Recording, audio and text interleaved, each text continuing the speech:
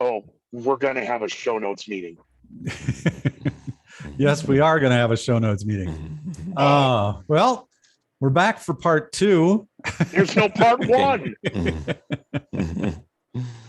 Well, I know that we were talking a little bit before about Ukraine, and I'm going to toss it over to Scooter and to Joe because they brought it up.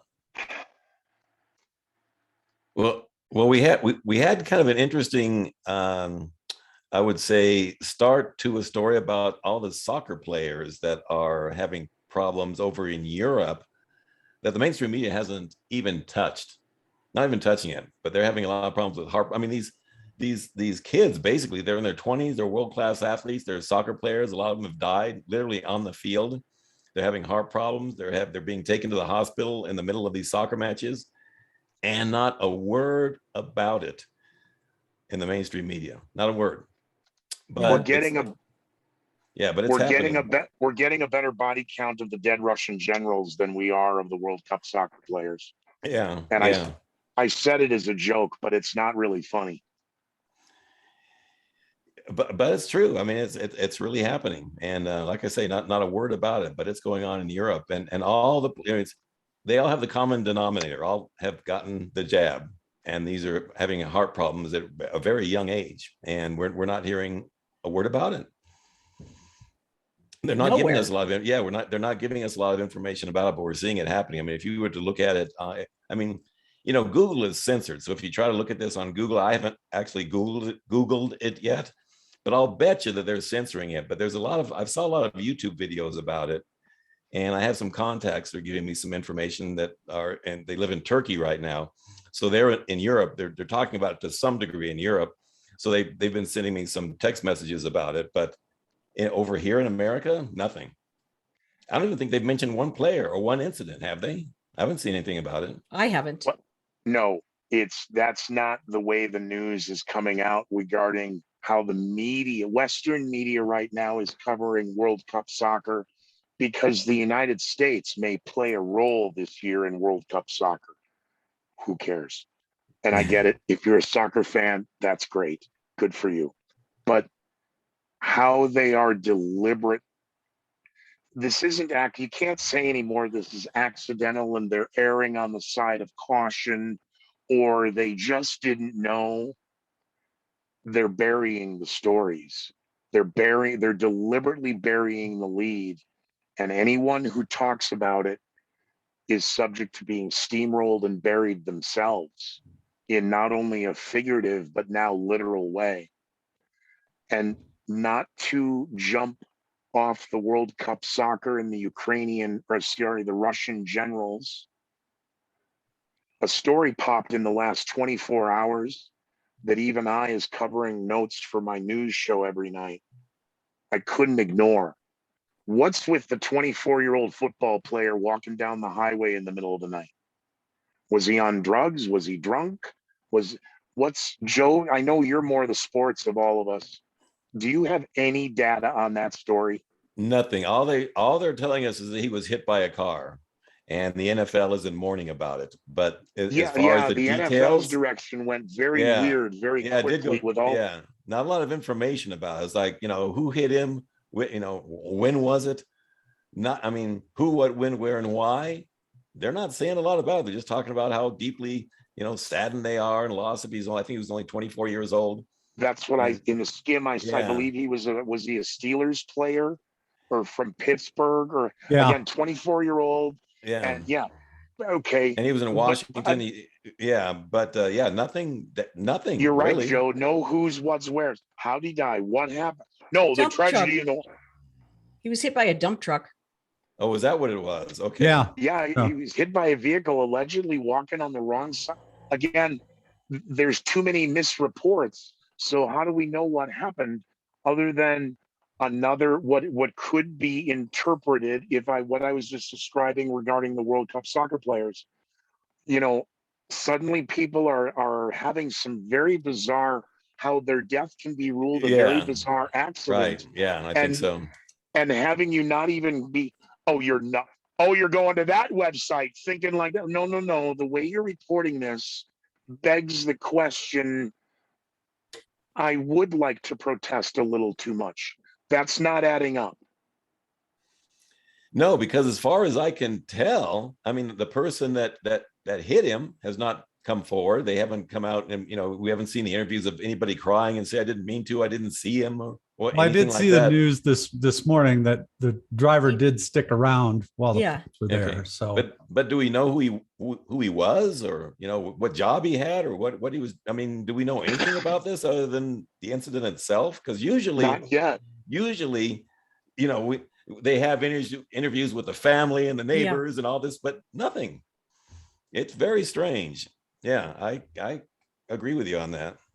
And Joe and Backlash, years past, when we did the Conspiracy Keepers on the Scooter McGee show, if it was a Thursday night, that's typically when we did the Conspiracy Keepers live. But then we'd talk about the take out the trash news headlines for Friday. And boy, there sure were a lot from the White House, Ukraine, Tokyo, Sydney, London. Peru is now in shambles. Martial law, rioting, and a government about to be overthrown. The people of Shanghai have been shanghaied another week. They're now locked in their homes. Yeah, with no food access and stuff like that. It's crazy. And the Will Smith slap is going away. So here comes another diversion that makes no sense. COVID is going to come back. Of course it is. Yeah. Mm-hmm. Welcome back to COVID, people. And yet difficult to preach that from the pulpit at the Vatican.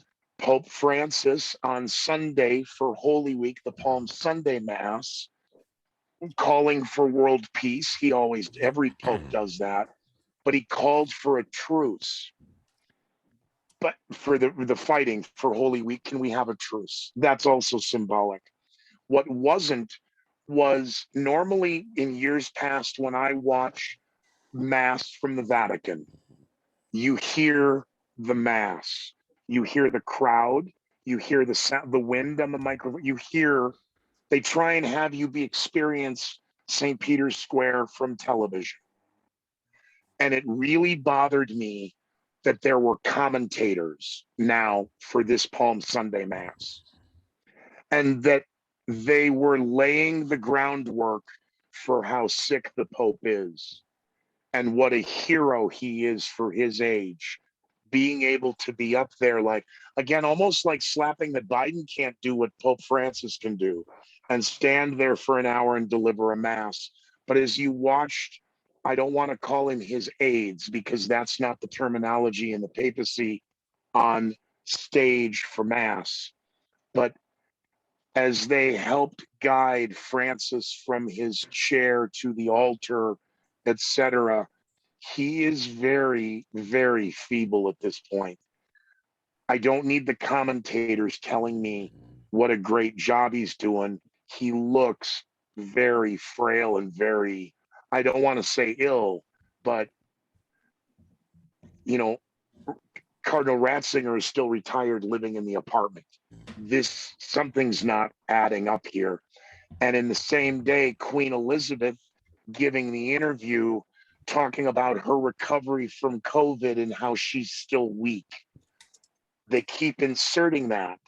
And now the 70 to 72 high members of the elite community who met at the dinner last week in DC have all tested positive. Well, what happens if President Biden gets positive? Well, we'll handle it. What? You're going to invoke the 25th? What are you going to do? They're building the COVID and weak and the elderly, and it's getting spooky. But maybe our viewers can send some emails somewhere and comment on this, that maybe I am losing my mind and that I'm being too conspiratorial on everything. But I don't understand why the color commentators for the Vatican Mass for Palm Sunday would want to make sure that I know of what a hero Francis is for the age he is doing what he's doing. How old is he? He's in his 80s. I can take a look at that one. Here's a good one. I'm going to guess. Is he 88 years old? No, he is not that old, I don't think. That's like, again, I know, Yeah. I believe he's 80, but again, sometimes dyslexic. I wasn't necessarily paying attention to Cardinal Cardinal, to Pope Francis's bio. Oh, it's 85. They say he was born in 1936. Yep, 85. 85. Okay. Okay. Wow. How old is Biden then? 79. Oh, I'm not sure about that. How old is Biden? It says here 79. That 79? other, Okay. All yeah, right. Pope Benedict is 94 years old. The one Okay. living in And the how apartment. old is Yeah, and how old is Queen Elizabeth II? 95. 95 as well. Okay, Mhm. so Ratzinger and the Queen are the same age. Yep. And Francis is well over a decade under Ratzinger, and Pope Benedict Ratzinger. And I wanted to follow up down a rabbit hole. I didn't take you guys the rest of the way when I brought up my prediction when Pope Francis dies. When I Pope think John, you did. Didn't you say you somebody out of Well, South Africa? no, South America. They will America. be Latino or Hispanic, and they'll be younger. But in breaking tradition, how it happened, when the last Pope that I grew up with as a kid, Pope Paul dies. That was, I believe, the last Italian Pope, 455 years, because when John Paul is elected, John Paul II, he's from Poland. And that was deemed at the time a political move by the Vatican. John Paul II was the first non-Italian Pope. Then comes Pope Benedict, who was Ratzinger, who was a Nazi, this is a big no. We other popes have not, but we haven't had a non-Italian pope since the last guy. Yeah, but look how he did what he did for the children and bringing up new blood in the church. So they gave Benedict Ratzinger a pass, but now this pope. Well, he's from South America. Yeah, that's why I think that was the groundwork. He's not Italian. No, he's Argentinian. He is Argentinian. That is correct. And that's why I wanted to give a little factual data in that rabbit hole of why I think the next pope is clearly going to be a person of color from the South America, of the equator south in the Americas. I think they've laid enough groundwork that they're gonna, and absolutely, there's no reason why can't. Again, I joked about why can't we have a cross-dressing Liza Minnelli impersonating Pope? No, but having it be the lineage of Italian is no longer required. Yeah, well, I think they're going to probably want somebody a little bit younger now. Because to capture the generations that are younger than us, which is pretty much everybody right now, you're going to have to go a little bit different route, you know. So I think they're going to have somebody a little bit younger, a little bit more hip, and a little bit more on the world scene than this last one was.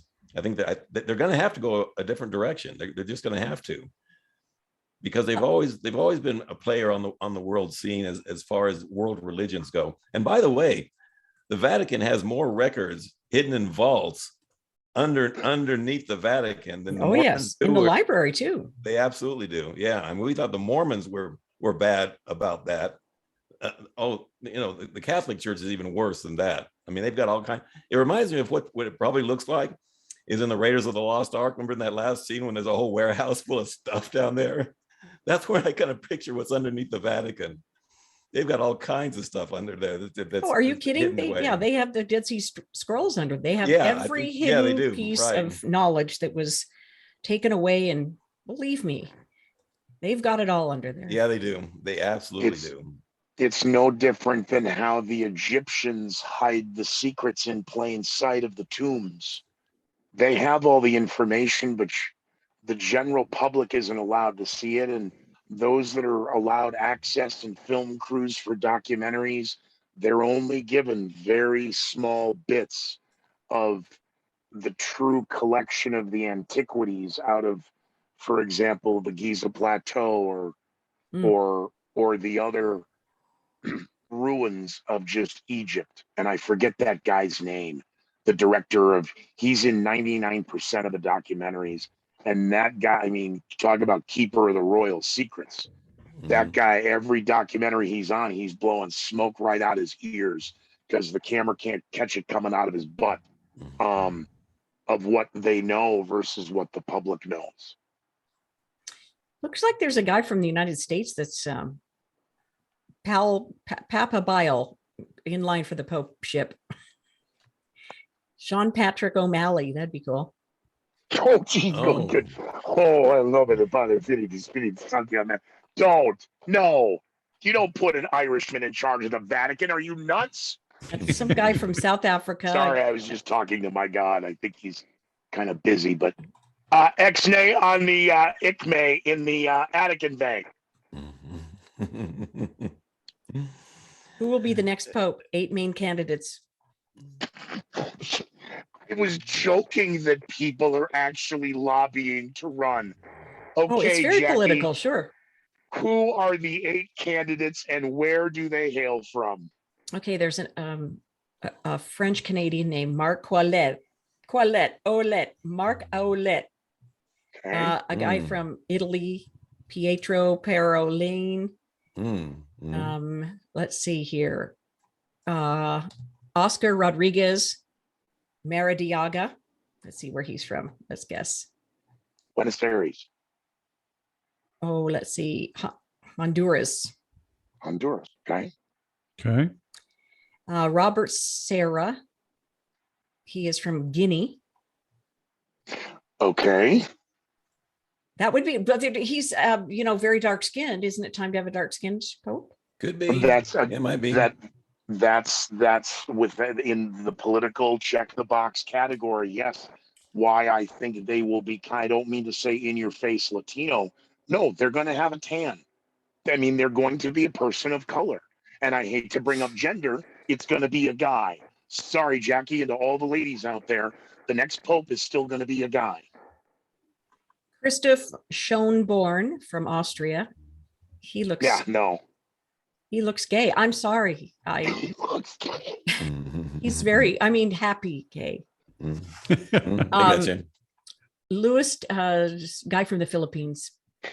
Luis Antonio Tagle. From the Philippines? Yes. So we got one from Guinea and one from the Philippines. One from Italy. One from United States. That's a token. Here's another fellow, Peter Turkson, and he is from Ghana. He's also very dark-skinned. I think that'd be nifty to have a nice dark-skinned fellow in there. Matteo Zuppi. He is from Italy. So there you have it, friends. Okay. Yeah, I wouldn't be surprised if it's a minority that would be in line with wanting to pull in kind of the younger people and more of a larger crowd. So yeah, that would make sense.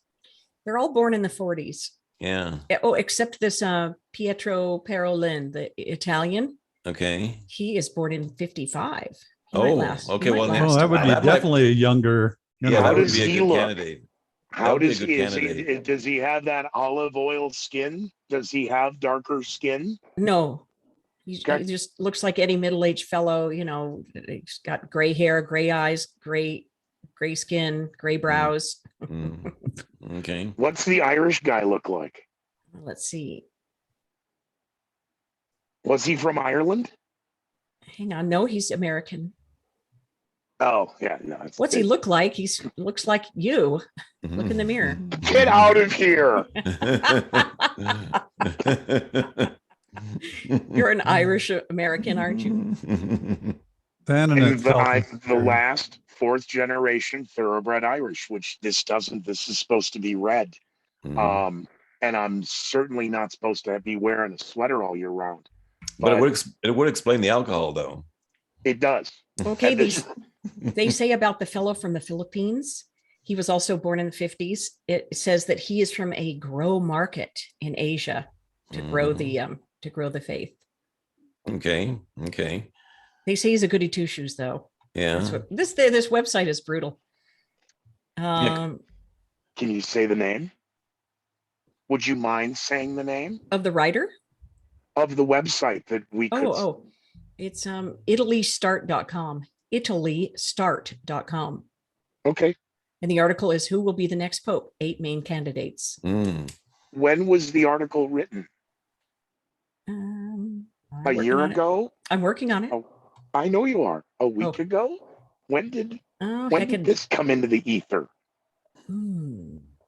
It doesn't have a date. Fair enough.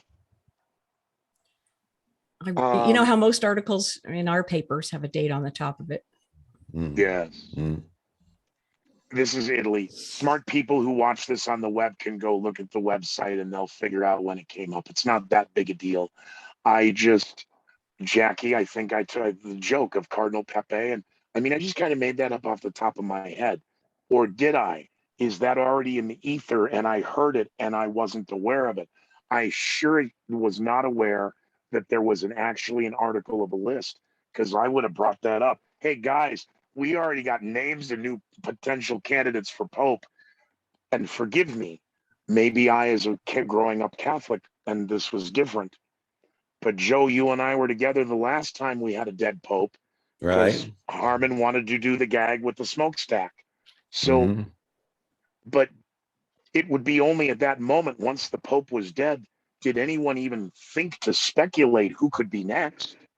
You didn't really at the Vatican, campaign to be the next guy while the guy is still doing mass.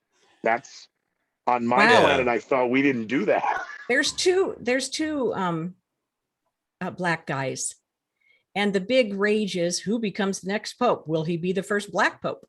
So there's two. Well, now that would be something. We need I don't think the Vatican checks that box first. I think the first box they check is Hispanic. Well, then it's only the one fellow from Honduras then. Rodriguez Maradiaga. Okay. And what about the you said Guinea. Sorry. Yep. No, Ghana. I thought he was Ghana. No, New Guinea. Because the name I thought when he said guess where he's from, I said Buenos Aires. That's why that was in my head. Yeah, French Guinea. 2 Italians, 1 Filipino, 1 Honduran, 1 Austrian. That guy from Austria is gay as gay is. Sorry. Right. When you look at the picture of the candidates, he's just like with this really syrupy smile.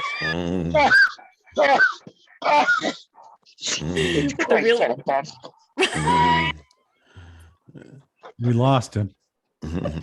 Well, anyways, he's rosy red cheeks, and he's very white and scrubbed. I don't know what I'm trying to say. Clean. Well, we get it, Jackie. What? He just looks really gay. We know that. I'm sorry. You're cracking me up. For the Pope, they have the same criteria as U.S. presidents. In other words, they have to be of a certain bloodline. They have to be a bloodline to get in that position. Yeah. It can't just be anybody. They've got to go. Well, how did that Honduran get in there then, I wonder? Yeah. Hard to say. Yeah, because they keep track of those things. Just like we're talking about the Mormons. They have this bloodline thing, down pat. And it's the same thing with the Catholics. So they know their bloodlines even before they get to that point. Now, what's the significance of the Mormon bloodline? What do you think that is? Why keep track of it? Well, controlled opposition. Well, I think, and we talked about this a little bit earlier on the show when it talks about going all the way back into Genesis. I think that these Illuminati people all believe that they're the bloodlines from Cain. Okay, Cain was the bad dude, but they still want to go back that far. So that's why they don't like tainting their bloodlines, because they believe that's a Luciferian bloodline, and they're different. They're special than the rest of the peons because they believe Lucifer is their god. And they believe they're actually physically related to him. That goes back to the book of Genesis. So that's why they keep their bloodlines pure as far as being able to track them, because they think that they're of that pure Luciferian bloodline. No different argumentatively in the movies and the books of the Da Vinci Code. Those who believe that Mary, the cover story, they went to France, right? Isn't that it, Joe? The story. Yeah, the story. Right. Is, right. And right. that bloodline is of right. Instead of the Luciferian bloodline in the books and the movies of the Da Vinci Code. Right. and the I never could pronounce this damn word, Joe, before or after the stroke. Merovingian, yeah. Merovingian bloodline. Thank you. European royalty, yeah. But I think just like you said, I think the one that is the cover story. That's not the real one that they believe. The real one is the Luciferian bloodlines. I think that's the one that they really believe in, and that was the cover story from the Da Vinci Code. But so Joe, once again, that's speculation. Okay, I really want to hear Jackie's first take on this because I don't think we've ever talked with her about this. I could be wrong. Joe, in years past, when we talked about, and this comes up because of the mention earlier, what the Vatican possesses of the knowledge and the secrets. All of them, go ahead. And what is presented as the Bible of the writings and the scriptures, etc. Joe, you and I and Backlash have done shows on Saint Malachi or Saint Malachi, who was the one who predicted all of the popes in the timeline and when the last pope would be, which was the false pope or the fake prophet and the false prophet. The false prophet of the Bible, right? Mm-hmm. Okay. And I thought when the last time we brought this up was when John Paul does go, who's the next pope? If we're to believe the teachings of Saint Malachi, it was to come out of the house of Benedict. Why then did the pope or the papacy choose Ratzinger and name him Pope Benedict, let alone the number they gave him? 13. Right. An Illuministic number, if you believe that. Mm-hmm. And was the papacy telling the world, Pope Benedict the 13th is either the last prophet, the fake prophet, or the false prophet. Here's the interim, Francis. And is anything we're speculating even right? Because when Joe brought up the bloodlines, yes.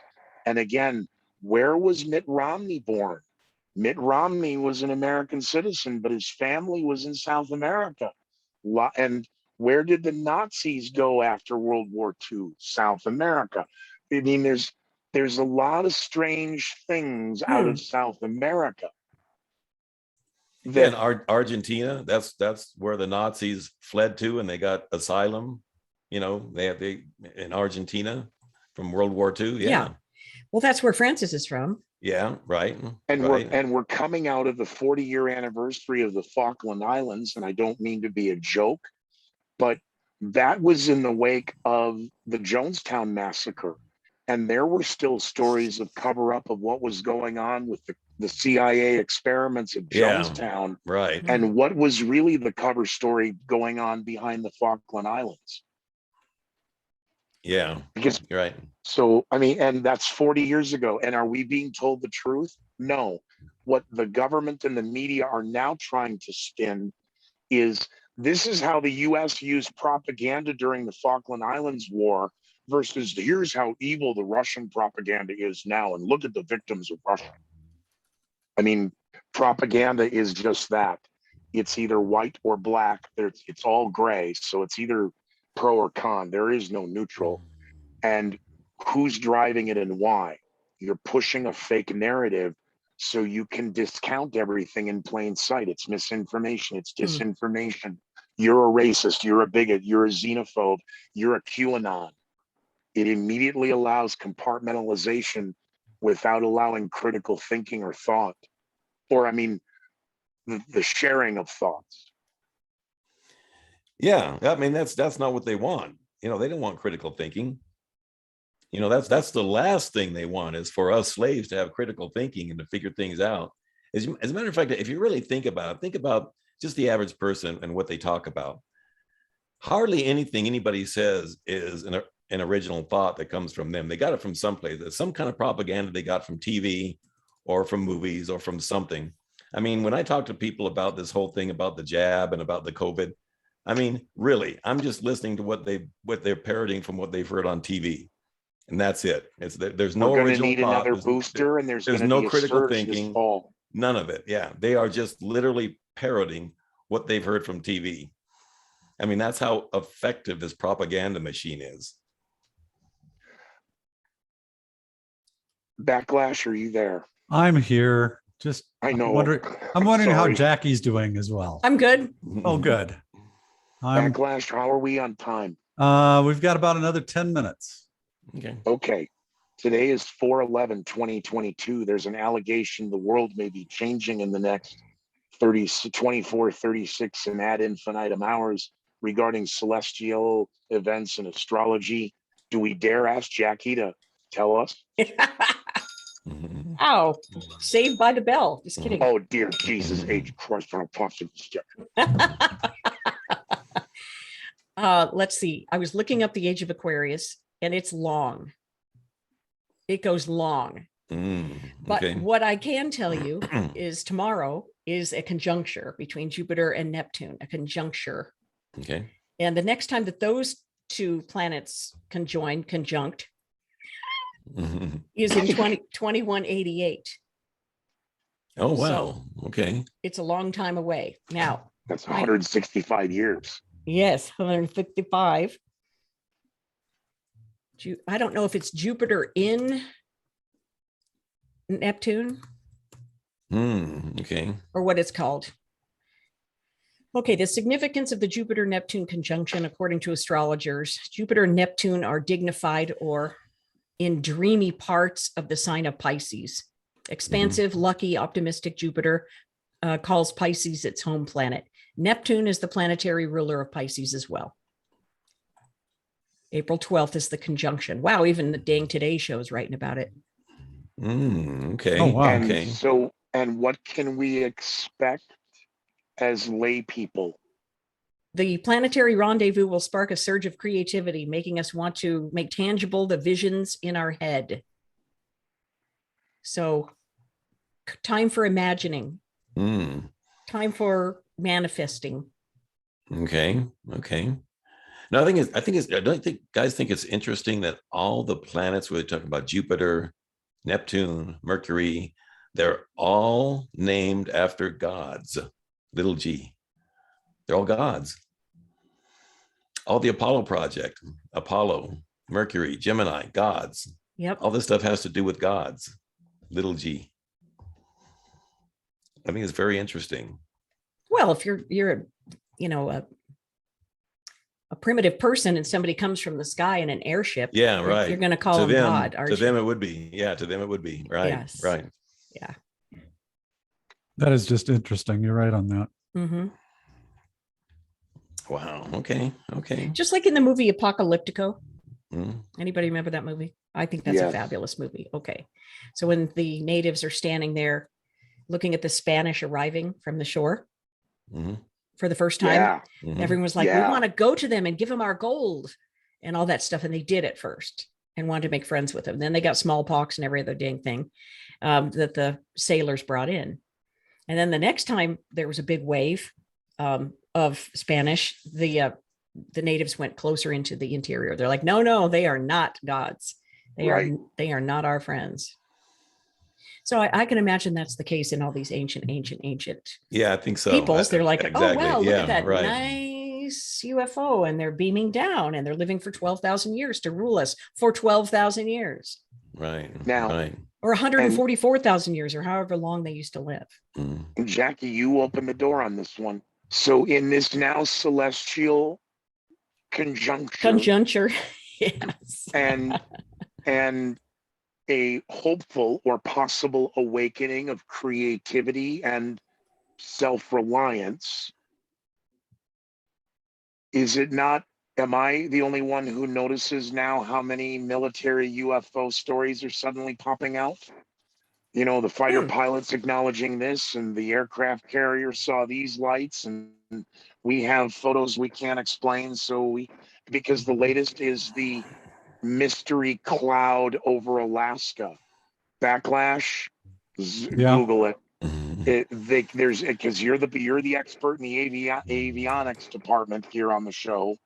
They can't. Was it a missile? Was it a meteor? Is it a cloud? What is that? Why? Because everybody on the ground saw it, snapped pictures, sent it to the National Weather Service, to NOAA. That's cool looking. To their local TV stations, to their local sheriffs, going, Am I the only one seeing this? And they all had to go, actually, no, we're getting a lot of reports. Tune in and download our free news app and we'll tell you at 6. That's correct. Yeah. I'm looking at the Toronto Sun. And yet they can't tell us what it is because they're like, we don't know. Oh, yeah, that is extremely interesting. Well, that's just this week. Yeah. Well, for a long time, remember the Air Force, the government, they would just say, "Oh, there's nothing to this. Oh, there's no project. It's a weather balloon. There's nothing." Yeah. For a long time, it was like baloney to them. It's like, no, there's nothing to it. But now they're starting to kind of open up and say, yeah, well, maybe there's something to this.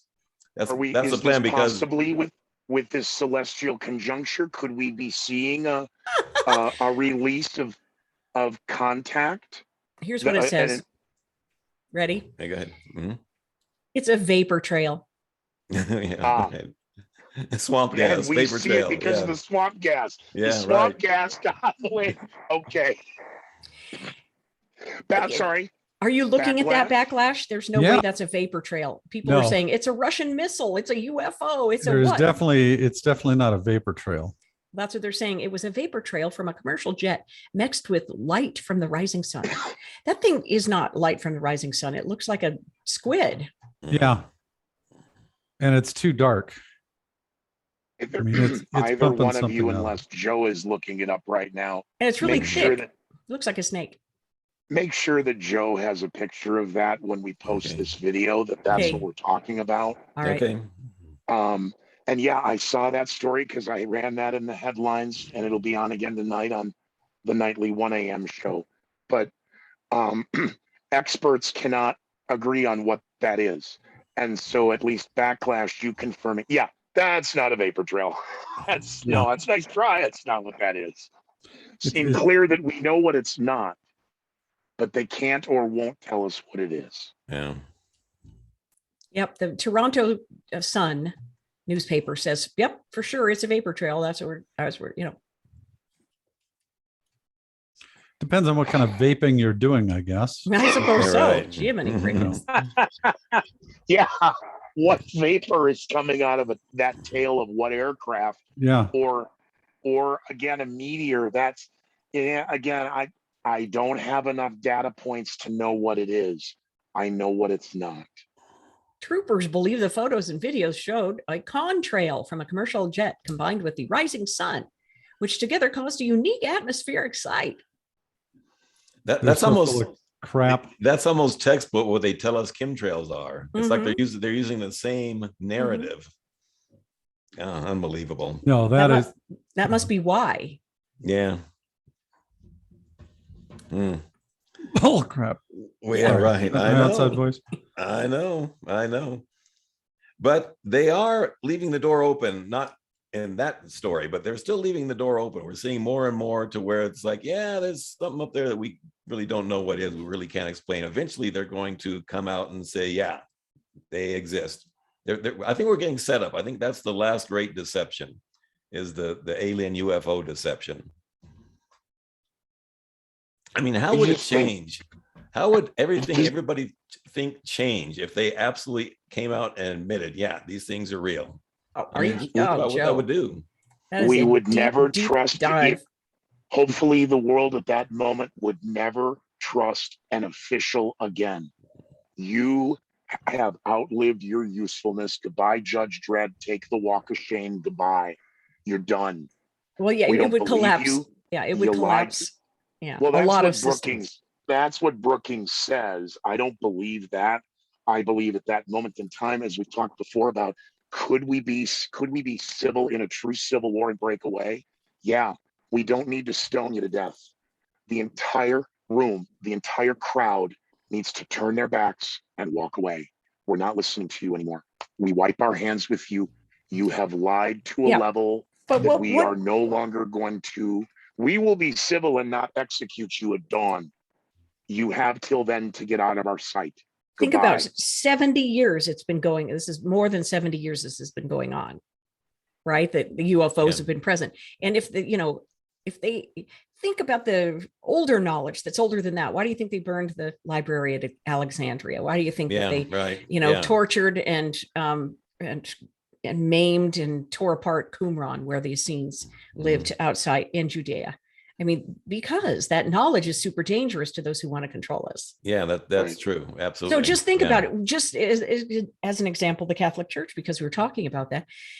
People would storm the gates of the Vatican to get the knowledge. People would rise up. I mean, there would be an anger, I feel like, if real stories came out there. People would go, wait, what?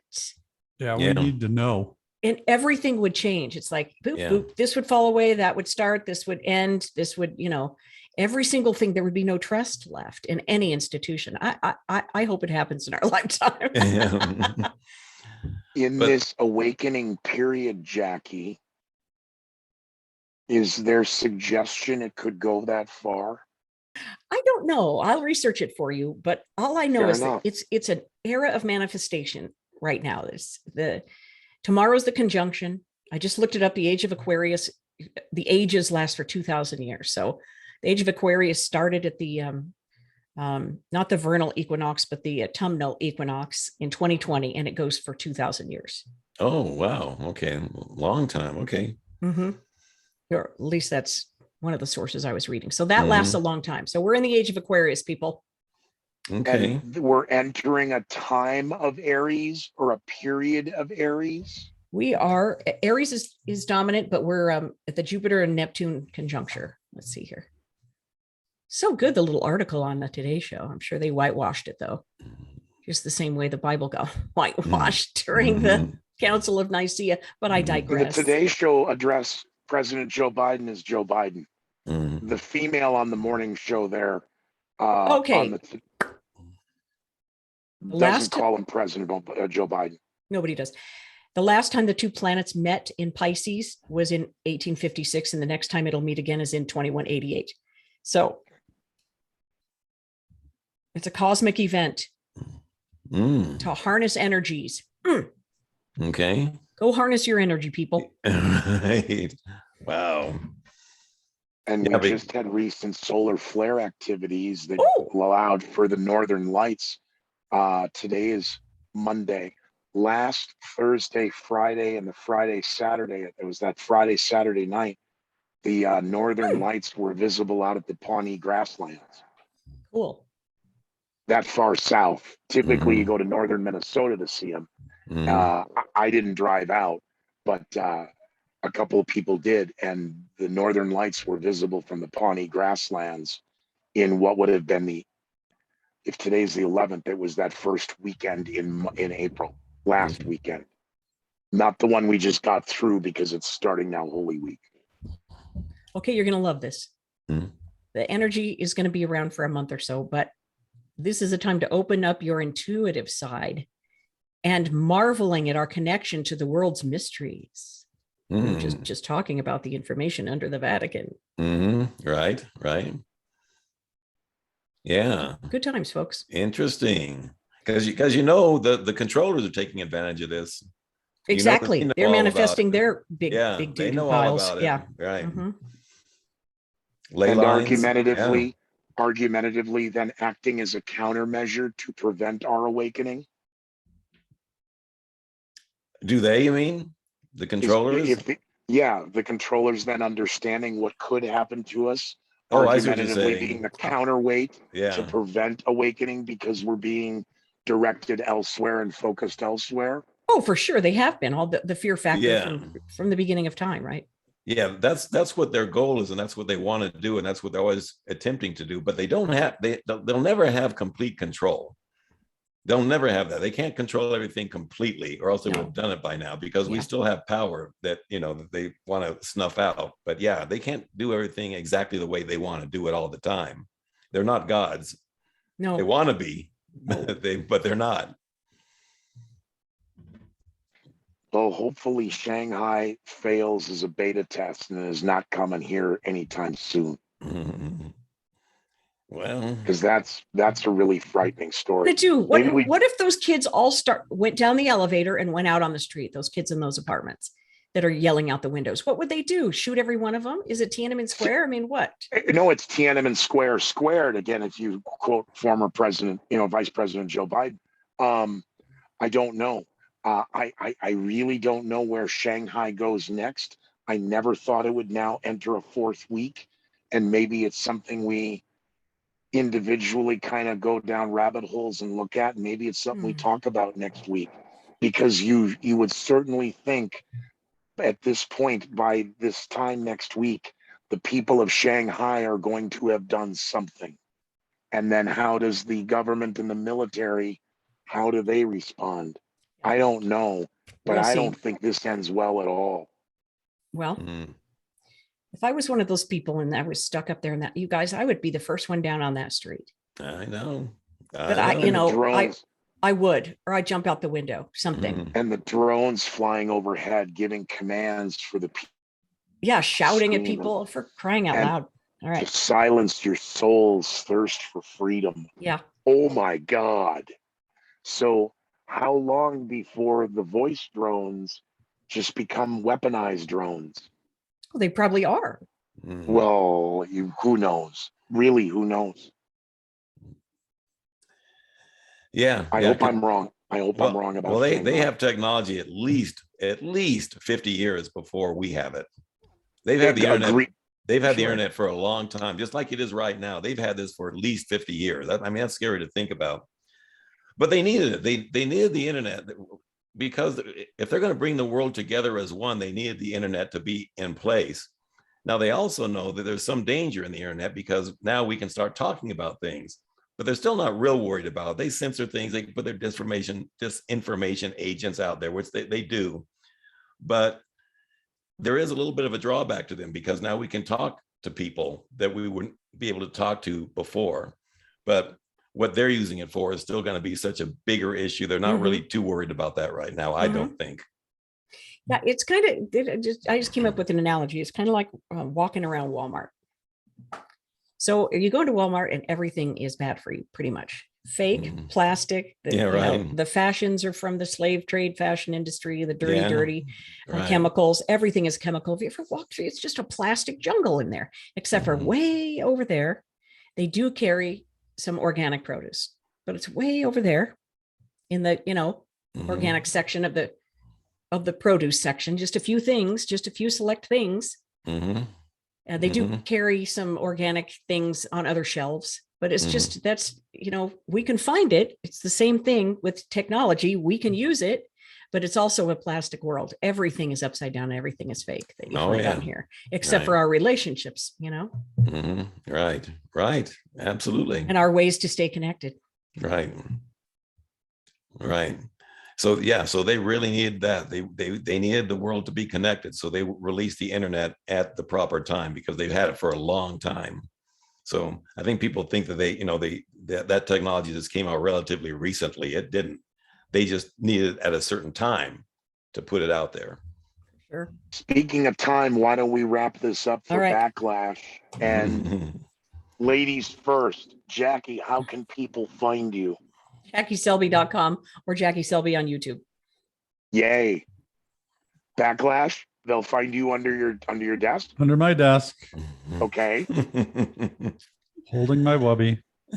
You can find me at scootermcgee.com and join me on Scooter McGee's YouTube live every night at 1 a.m. Eastern for a 30-minute wrap-up of the headline news.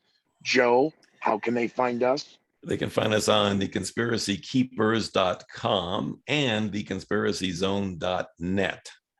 And we talk about everything. Excellent. Yeah. Maybe we pick up the discussion next week with Shanghai. Okay. Although we normally do this on Tuesdays because it's Monday, and Lord, God forbid something does happen in real time in Shanghai that is not good, maybe we do an update.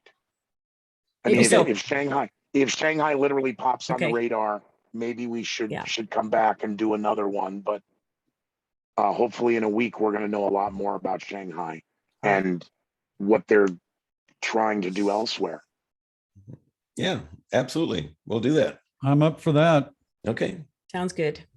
Ladies, anything else last? Ladies first and ladies maybe last. They'll harness the energy of our conjuncture of Jupiter and Neptune to manifest freedom in Shanghai. Okay. Keep hope alive. Oh God, I can't believe what I said. Keep hope alive. Yeah. Yeah. Well, thank you all for joining us for another possibly 2 episodes. One and a quarter. No. Okay. There's one. Just one. And hopefully, if we get any updates, we'll have another one later on this week. All right, folks. All right, guys. Well, let's hope we don't. That was kind of my argument. I mean, if something really happens, then I would hope we would jump back into this and do one real quick. But let's hope that calmer heads prevail and Jackie is right in a time of awakening and resilience and reliance on oneself and not waiting for somebody else to help, and that people do the right thing. Absolutely. Good energies, people. Good energies. Be well, be safe. All right, guys.